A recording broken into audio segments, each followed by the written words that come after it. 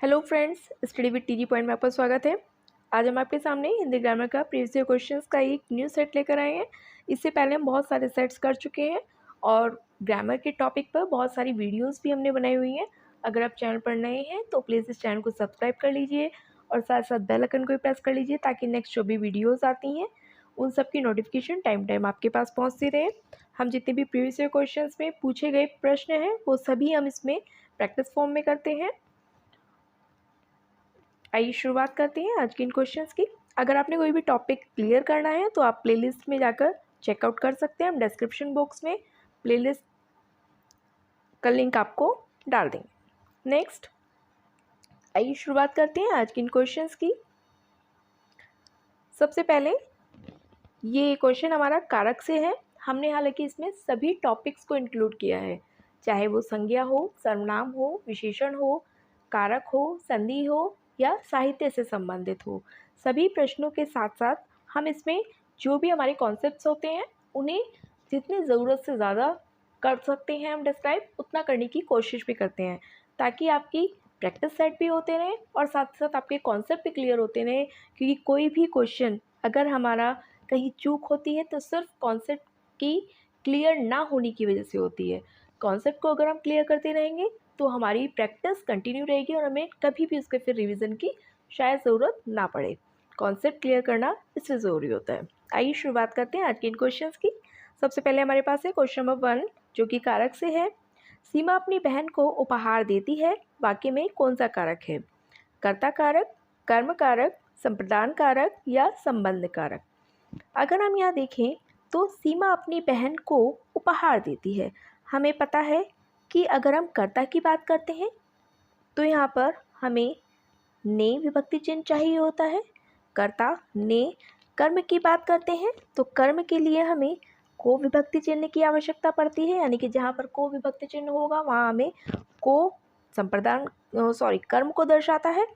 संबंध कारक का, के, की, का, के, की या रा, रे, री को दर्शाता है, जबकि संप्रदान किसी दान के लिए या के लिए शब्द के लिए प्रयोग होता है, यानी कि किसी को देने के संबंध में, जिसे हम कोई चीज़ निःशुल्क देते हैं या जिसके हम बदले में कुछ नहीं लेते हैं, वहाँ पर दान के संबंध में अगर कोई बात करता है सेंटेंस तो वहाँ पर संप्रदान कारक लगाते हैं।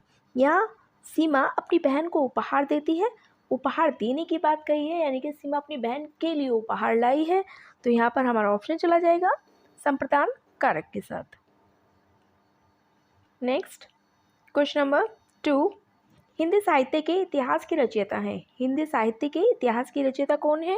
भारतेंदु हरिश्चंद्र, आचार्य रामचंद्र शुक्ल, रामधारी सिंह दिनकर या महादेवी वर्मा? अगर हम हिंदी साहित्य के बात करते हैं तो यहाँ पर वर्गीकरण जो हमारा किया था हिंदी साहित्य का, वो किसने किया था? जॉर्ज ग्रियर्सन जी ने। वर्गीकरण जॉर्ज ग्रियर्सन जी के नाम जाता है। लेकिन अगर हिंदी साहित्य की रचयिता के बारे में बात करते हैं तो वो आचार्य रामचंद्र शुक्ल जी के हम ऑप्शन को सिलेक्ट करेंगे।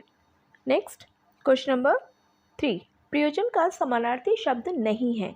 समानार्थी शब्द कौन सा होता है? यानी कि एक ऐसा शब्द जिसका हमें वही अर्थ प्रतीत होता है, वही अर्थ मिलता है, पर्यायवाची शब्द इसे हम कहते हैं। तो समानार्थी जो समान अर्थ नहीं देता है वो क्या होगा? प्रयोजन के लिए हेतु, उद्देश्य, नियोजन या लक्ष्य। तो यहाँ पर प्रयोजन का जो समानार्थी शब्द नहीं है वो क्या हो जाएगा? नियोजन। जबकि हेतु, उद्देश्य और लक्ष्य ये प्रयोजन के लिए ही प्रयुक्त होते हैं।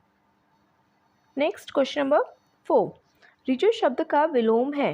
विलोम क्या होता है? ऐसे शब्द जो एक शब्द के विपरीत अर्थ को प्रकट करते हैं, तब उसके अर्थ को बताते हैं। ऋजु त्रिकोण, सीधा, सरल या वक्र। तो ऋजु के लिए वक्र शब्द आ जाएगा। ऋजु का विलोम वक्र। नेक्स्ट, क्वेश्चन नंबर 5, मुकुंद किसका पर्यायवाची शब्द है? विष्णु, शिव, सूर्य और कामदेव। तो मुकुंद किसका पर्यायवाची शब्द है? मुकुंद हो जाएगा विष्णु का। मुकुंद के लिए विष्णु। नेक्स्ट, क्वेश्चन नंबर 6, जिनका उच्चारण ऊपर के दांतों पर जीभ लगने से होता है उसे क्या कहते हैं? मूर्धन्य, दंत्य, कंठ्य या अनुनासिक। ये दंत्य होता है। तो जिन शब्दों का हम उच्चारण करते हैं उसमें हमारे उच्चारण पर जो हमारी जिह्वा होती है यानी कि जीभ होती है वो ऊपर के दांतों को स्पर्श करती है, ऊपर के दांतों को लगती है। तो ये हमारी क्या हो जाएगी? ये दंते के साथ चली जाती है। जिह्वा जब हमारे ऊपर के दांतों को स्पर्श करती है तो दंते होता है, अगर तालु को स्पर्श करती है तो तालव्य होता है, और यदि हमारी कोई ध्वनि कंठ से यानी कि गले से आती है तो वहाँ पर कंठ्य होता है। नेक्स्ट, अग्निनिष्ठिका का तद्भव रूप क्या है? अग्निनिष्ठिका, इसका तद्भव रूप हमें बताना है, यानी कि हमें ये श्योर है कि अग्निनिष्ठिका जो शब्द है ये स्वयं में एक तत्सम शब्द है। अच्छा, तत्सम और तद्भव क्या होते हैं? तत्सम शब्द वे होते हैं जो संस्कृत भाषा से जू के तू हम प्रयोग में लाते हैं, वे तत्सम शब्द होते हैं। और ऐसे शब्द जो संस्कृत भाषा के शब्द हैं लेकिन उनका परिवर्तित रूप हम बोलते हैं वो तद्भव शब्द होते हैं। जैसे इन बोलचाल की भाषा में उस शब्द का कुछ मीनिंग या कुछ अर्थ या बोलचाल में उस शब्द को परिवर्तित कर देते हैं अगर हम, तो वो तद्भव शब्द में आते हैं। अब अग्निनिष्ठिका के लिए हमें क्या बताना है? तद्भव रूप इसका बताना है, यानी कि इसका तद्भव क्या होगा? ऑप्शंस है अंगूठी, आग, अंगीठी या आसरा। तो यहाँ अगर हम देखें अंगूठी, अंगूठी को क्या कहते हैं? अंगुष्ठी होता है अंगूठी का, यानी कि स्वयं में हालांकि तद्भव शब्द ही है लेकिन इसका तत्सम क्या हो जाएगा? अंगुष्ठी हो जाएगा। अंगुष्ठी अंगूठी के लिए होता है, आग जो कि अग्नि के लिए होता है, आसरा जो कि आश्रय, आसरा के लिए आश्रय शब्द को प्रयोग करते हैं। तो ये हमारा ऑप्शन चला जाएगा अग्निनिष्ठिका के लिए अंगीठी, अग्निनिष्ठिका अंगीठी। नेक्स्ट, क्वेश्चन नंबर 8, कालिंदी का पर्यायवाची शब्द क्या है? कालिंदी के पर्यायवाची शब्द के लिए जो हम प्रयोग करते हैं सरस्वती, लक्ष्मी, गंगा और यमुना। तो कालिंदी के लिए शब्द जो हमारा चला जाएगा यमुना के साथ। नेक्स्ट, लक्ष्य का अनेकार्थक शब्द है। अनेकार्थक शब्द कौन से होते हैं? ऐसे शब्द जिनके कई अर्थ निकलते हैं, यानी कि उस शब्द से कई अन्य अर्थों को भी हम प्रयोग में लाते हैं। नाम या बल, गति या चाल, निशाना या उद्देश्य, सही या गलत। तो लक्ष्य हम कहते हैं कि हमने इस चीज़ पर लक्ष्य साधा है, लक्ष्य निशाना साधा है। या आपका लक्ष्य क्या है? आप पढ़ाई कर रहे हैं, आप कहीं जा रहे हैं, तो वहाँ जाने का आपका लक्ष्य क्या है? तो यानी कि उद्देश्य क्या है? हमारा ऑप्शन चला जाएगा निशाना और उद्देश्य के साथ। नेक्स्ट, जिसकी पूर्व से कोई आशा ना हो उसके लिए एक शब्द बताना है हमें। प्रत्याशा, अप्रत्याशित, अपरिमेय, अनाहट। तो जिसकी पूर्व से कोई आशा ना हो वहाँ सिंपली अप्रत्याशित के साथ जाना है, यानी कि ये क्या है? अनेक शब्दों के लिए एक शब्द है। अनेक शब्दों यानी कि वाक्यांश के लिए एक शब्द की अगर हम बात करते हैं तो वाक्यांश यानी कि एक पूरा वाक्य, अगर किसी बात को एक पूरे वाक्य में बोला जाता है और उसके लिए हमें एक छोटा रूप यानी कि शब्द में अपनी वो बात फीलिंग किसी को शेयर करनी है तो हम एक शब्द में अगर शेयर करते हैं, यही शब्द वाक्यांश के लिए एक शब्द होता है। नेक्स्ट, उपत्यका का अर्थ है सूर्य जिस पर्वत के पीछे से निकलता है, प्राणियों के पेट का एक अंग, पर्वत का शिखर या पर्वत के पास की भूमि। तो उपत्यका उपत्यका हो जाएगा पर्वत के पास की भूमि। अच्छा, एक इसमें कॉमनली एक शब्द पूछा जाता है अधिपत्यका।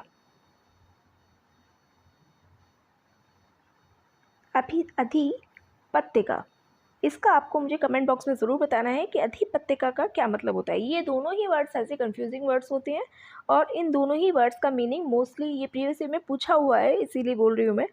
तो इसमें आपको अधिपत्यका के मीनिंग मुझे बताना है कि अधिपत्यका का मीनिंग क्या होगा। नेक्स्ट, क्वेश्चन नंबर 12, माथे पर बल पड़ना मुहावरे का सही अर्थ क्या है? सिर दर्द होना, पसंद करना, गुस्सा करना या असंतोष प्रकट करना। तो माथे पर बल पड़ना कहते हैं, उसे देखते हैं उसके माथे पर बल पड़ गए। माथे पर बल पड़ना सिर दर्द तो नहीं होगा, पसंद करना भी नहीं होगा, गुस्सा करना ये तो एक एक्सप्रेशन है जो कि माथे पर बल पड़ना गुस्सा करना से रिलेट नहीं करता है। जो सही रिलेट करता है ये करता है असंतोष प्रकट करना, यानी कि एक फीलिंग को फीलिंग के द्वारा ही प्रकट करना, ये होता है असंतोष प्रकट करना। नेक्स्ट क्वेश्चन नंबर 13, निम्नलिखित में से कौन सा एक शब्द शुद्ध है? शुद्ध शब्द की अगर हम बात करते हैं, चांद, आंख, अंक या अंगना। अब वर्तनी की दृष्टि से अगर हम देखें तो चांद कैसे लिखा जाता है? उस पर चंद्र बिंदु यानी कि चांद इस तरह से लिखा जाता है। आँख की अगर हम बात करें तो आँख भी चंद्र बिंदु के साथ आता है। आँख, अंक ये होता है अंक, यानी कि यहाँ पर केवल बिंदु आता है। और अंगना ये हमारा करेक्ट वर्ड है। तो इसमें क्या पूछा है हमें? शुद्ध शब्द। शुद्ध शब्द जो कि हमारा चला जाएगा अंगना के साथ। नेक्स्ट, हिंदी साहित्य का सर्वप्रथम वर्गीकरण किसने किया था? ये अब अभी बात करके गए हैं। हिंदी साहित्य का जो सर्वप्रथम वर्गीकरण किया था किसने किया था? जॉर्ज ग्रियर्सन ने। किसने? जॉर्ज ग्रियर्सन ने किया था। अगर हम बात करें जॉर्ज ग्रियर्सन ने जो किया, ये हिंदी साहित्य को कितने रूपों में वर्गीकृत किया, कितने कालों में वर्गीकृत किया? तो ये 4 कालों में वर्गीकृत किया। कौन कौन से? आदिकाल, भक्तिकाल, रीतिकाल और आधुनिक काल।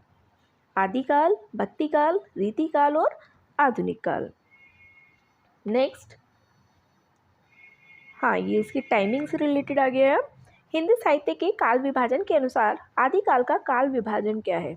अगर हमें देखें, सबसे पहले हमारे प्रथम नंबर पर आता है आदिकाल, उसके बाद आता है भक्तिकाल, उसके बाद आता है रीतिकाल और उसके बाद आता है आधुनिक काल।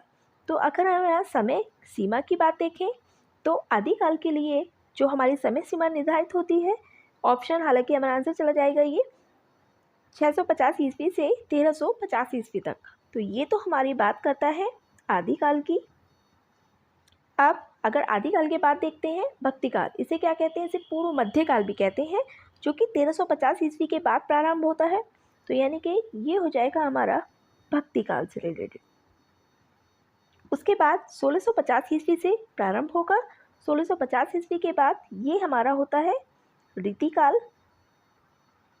और अगर हम बाद में देखें तो ये हमारा होता है आधुनिक काल 1850 ईस्वी से, और अब तक जो भी काल चल रहा है इसे आधुनिक काल कहते हैं, और ये 1850 ईस्वी से अब तक है। तो ये हुआ हिंदी साहित्य के काल विभाजन, जो कि सबसे पहले आता है आदिकाल जो कि 650 ईस्वी से 1350 ईस्वी तक है। उसके बाद भक्तिकाल 1350 ईस्वी से 1650 ईस्वी तक। उसके बाद भक्तिकाल के बाद आता है रीतिकाल। रीतिकाल जो कि 1650 से 1850, और आधुनिक काल जो कि 1850 ईस्वी से अब तक माना जाता है, और भक्ति काल को ही पूर्व मध्यकाल भी कहा जाता है। नेक्स्ट क्वेश्चन नंबर 16, कनुप्रिया के रचयिता कौन है? कनुप्रिया की अगर हम बात करते हैं, रागे राघव, भगवती चरण वर्मा, नागार्जुन या धर्मवीर भारती। तो हमारा ऑप्शन चला जाएगा धर्मवीर भारती के साथ। कनुप्रिया जो कि धर्मवीर भारती की रचना है। नेक्स्ट क्वेश्चन नंबर 17, निम्न में से कौन सा शब्द देशज है? देशज शब्द हमें बताने हैं। देशज शब्द कौन से होते हैं? ऐसे शब्द जो किसी अन्य देश अन्य भाषा से न लेकर अपने ही देश से के शब्द प्रयोग किए जाते हैं, वो देशज शब्द होते हैं। और मोस्टली देशज शब्द में ऐसे होते हैं जिनका कोई मीनिंग या कुछ नहीं पता चलता है। अटपटे शब्द जो होते हैं उनसे अलग ही पता जाता है कि ये देशज शब्द है, जैसे लाश, पतलून, औरत और धड़ाम। अगर हम देखें, धड़ाम शब्द एक ऐसा है जिसका ये ही नहीं पता कि इसकी उत्पत्ति कैसे हुई है, कहाँ से हुए, तो ये शब्द देशज शब्द में आते हैं। नेक्स्ट, अलंकार में किस उपसर्ग का प्रयोग हुआ है? अलंकार की अगर हम बात करते हैं, अलंकार क्या, इसे अलंकार को क्या कहा जाता है, ये आपको हमें बताना है। अलंकार को क्या कहा जाता है? अगर उपसर्ग की बात करते हैं, उपसर्ग क्या होते हैं? किसी शब्द से पहले जो शब्द आकर बैठ जाते हैं, किसी उन शब्दों को जो पहले शब्द आकर बैठ जाते हैं और शब्द के अर्थ में भी परिवर्तन हो जाता है उनके आने से, वो अलंकार उपसर्ग होते हैं। अब हमें ये बताना है कि अलंकार में कौन सा उपसर्ग है जिसमें अलन, अलम, अलम या अल। तो यहाँ अलम, अलम धनकार अलम, धनकार, ये अलंकार शब्द की संधि है। नेक्स्ट, करपट का तद्भव रूप क्या है? करपट, कपाट, कपूर, कारपेट या कपड़ा। तो करपट शब्द जो कि किसके लिए प्रयोग होता है? ये कपड़े के लिए प्रयोग होता है। करपट यानी कि कपड़ा, और अगर कपूर की बात करते हैं तो कपूर के लिए कर्पूर होता है, यानी कि ये कर्पूर जो शब्द होगा ये इसका तत्सम शब्द होगा। तो करपट हमारा चला जाएगा कपड़े के साथ। नेक्स्ट, आप बीती शब्द में कौन सा समास है? अब आप बीती शब्द में हमें बताना है कि कौन सा समास है। द्विगु समास, तत्पुरुष समास, द्वंद्व समास और कर्मधारय समास। अगर हम देखें द्विगु समास को, तो द्विगु समास में क्या होता है? जिसमें प्रथम पद संख्यावाची मिलता है हमें देखने के लिए। संख्यावाची शब्द अगर प्रथम होगा तो वहाँ पर क्या होगा? द्विगु समास होगा। तत्पुरुष समास में क्या होता है? इसमें हमें विभक्ति का लोप मिलता है, यानी कि विभक्ति चिन्ह जहाँ से हमें उसका विच्छेद करने पर विभक्ति चिन्ह कोई प्राप्त होता है वहाँ तत्पुरुष समास होता है। द्वंद्व समास, इसमें योजक चिन्ह का लोप होता है, प्लस दोनों ही शब्द जो प्रथम पद होता है और दूसरा पद होता है, दोनों ही पदों में विलोम भी वो होने चाहिए। लेकिन अगर विलोम नहीं होते हैं, दोनों ही पद अगर सेम है, विलोम नहीं होते, सिर्फ योजक चिन्ह है, तो वो अव्ययभाव में भी होता है। लेकिन द्वंद्व समास में दो हमें ऑप्शंस देखने के लिए मिलते हैं, योजक चिन्ह और प्लस दोनों एक दूसरे के विलोम हो। कर्मधारय समास में जहाँ प्रथम पद में विशेषण और विशेषिक का भाव हमें प्रकट होता है वह कर्मधारय समास। तो हमारा ऑप्शन यहाँ चला जाएगा आप बीती, यानी कि स्वयं पर बीती, जहाँ पर उपसर्ग, इसके लिए पर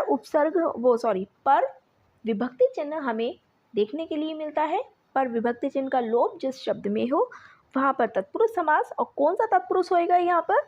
अधिकरण तत्पुरुष, क्योंकि अधिकरण में क्या होता है? में और पर, ये दोनों ही विभक्ति चिन्हों का लोप मिलता है। नेक्स्ट, राम आम खाता है में वाच्य का कौन सा रूप है? राम आम खाता है, इसमें भाववाच्य, कृतवाच्य, उभयवाच्य या कर्मवाच्य। तो यहाँ पर कर्ता कौन है? राम। तो यहाँ पर कृतवाच्य, क्योंकि कर्ता की प्रधानता है इस वाक्य में, यहाँ पर कृतवाच्य के साथ हमारा ऑप्शन चला जाएगा। नेक्स्ट, क्वेश्चन नंबर 22, रहीमन पानी राखिए बिन पानी सब सून, पानी गए न उबरे मोती मानुष चून। इस दोहे में कौन सा अलंकार है? तो अगर अलंकार की हम यहाँ बात करते हैं तो यहाँ पर पानी पानी शब्द को बार बार प्रयोग किया जाता है। जहाँ पर शब्द की आवृत्ति हो वहाँ पर श्लेष अलंकार के साथ हमारा ऑप्शन चला जाएगा।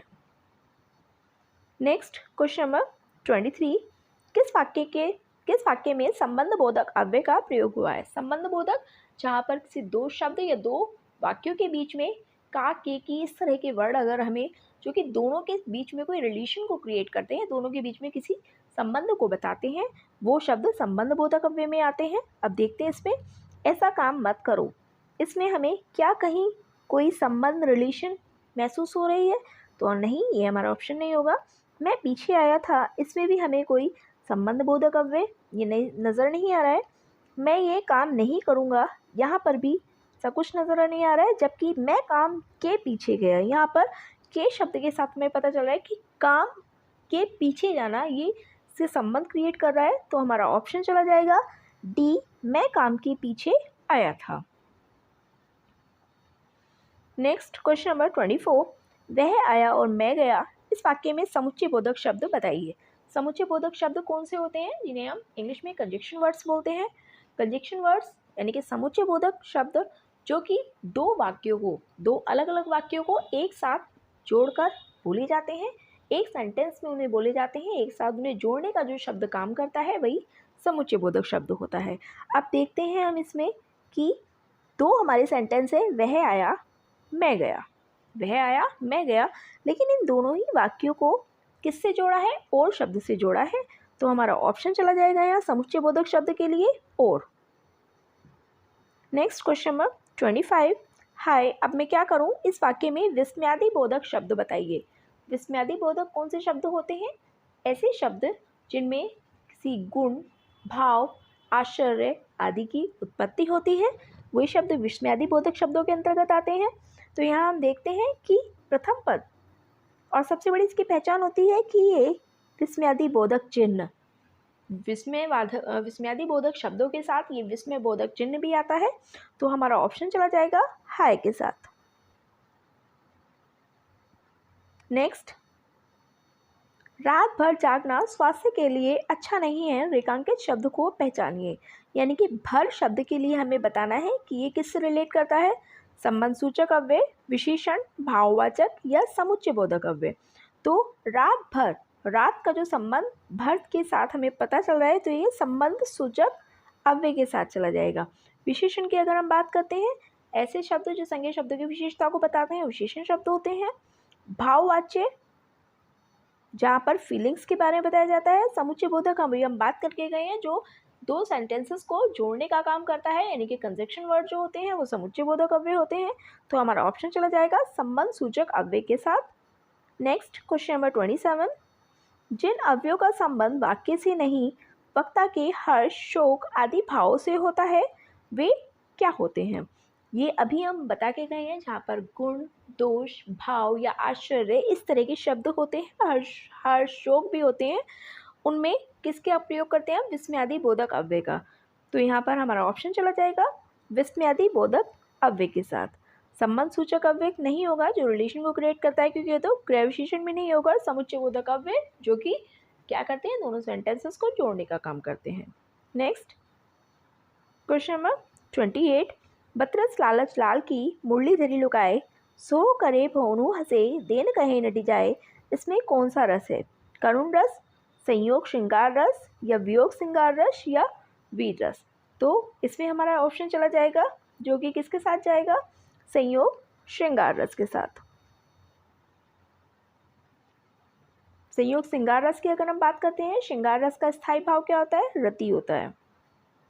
नेक्स्ट, उत्साह किस रस का स्थायी भाव है? उत्साह हास्य रस, वीर रस, करुण रस या श्रृंगार रस? तो हास्य, उत्साह किसके लिए चला जाएगा? वीर रस के साथ। उत्साह वीर रस का स्थायी भाव है। नेक्स्ट, क्वेश्चन नंबर 30, चौपाई छंद के प्रत्येक चरण में कितनी कितनी मात्राएं होती हैं? 24, 16, 13 या 11? तो चौपाई छंद के प्रत्येक चरण में कितनी मात्राएं होती हैं? ये होती हैं 16। अगर आप ट्रिक से इसे लर्न करना चाहें, जैसे चौपाई, अगर हम ये ट्रिक ही है, 4 का जैसे स्क्वायर करते हैं, 4 4 16 होता है, तो 4 से हम 16, यानी कि इस तरह से हम लर्न कर सकते हैं। नेक्स्ट, निम्नलिखित में से किस वर्ण का मूल उच्चारण हिंदी में प्रचलित नहीं है? इनमें हमें बताना है कि किस वर्ण का उच्चारण मुख्यतः हिंदी में प्रचलित नहीं है। तो हमारा अगर श देखें, ये हो जाता है क श, यानी कि क्षत्रिय हो जाएगा। श्र श र श्रमिक भी हो जाएगा, स भी हो जाता है, लेकिन ओम शब्द का जो उच्चारण है वो हिंदी में प्रचलित नहीं है। नेक्स्ट, आचरण की सभ्यता किसका निबंध है? आचरण की सभ्यता के लिए महावीर प्रसाद द्विवेदी, सरदार पूर्ण सिंह, रामचंद्र शुक्ल या माखनलाल चतुर्वेदी? तो आचरण की सभ्यता जो कि किसकी रचना है, ये हो जाएगी सरदार पूर्ण सिंह जी की। नेक्स्ट, ये थे हमारे आज तक के क्वेश्चंस। आशा आपको पसंद आए होंगे। अगर आप चैनल पर नए हैं तो प्लीज़ इस चैनल को सब्सक्राइब कर लीजिए और साथ साथ बेल आइकन को भी प्रेस कर लीजिए, क्योंकि आपकी सब्सक्राइब करने से हमें भी मोटिवेशन मिलता है और आपके लिए भी हम नए नए कंटेंट को लाने की भरपूर कोशिश करते हैं। हर एक वीडियो के लिए बहुत मेहनत लगती है, प्रीवियस ईयर को छांटने के लिए बहुत मेहनत लगती है। आपको हम जितने भी प्रीवियस ईयर क्वेश्चन हैं वो सभी टाइम प्रोवाइड करा रहे हैं, ताकि आपकी प्रैक्टिस भी कंटिन्यू रहे और आपके कॉन्सेप्ट्स भी क्लियर रहे। मिलते हैं हम नेक्स्ट वीडियो में, तब तक के लिए थैंक यू।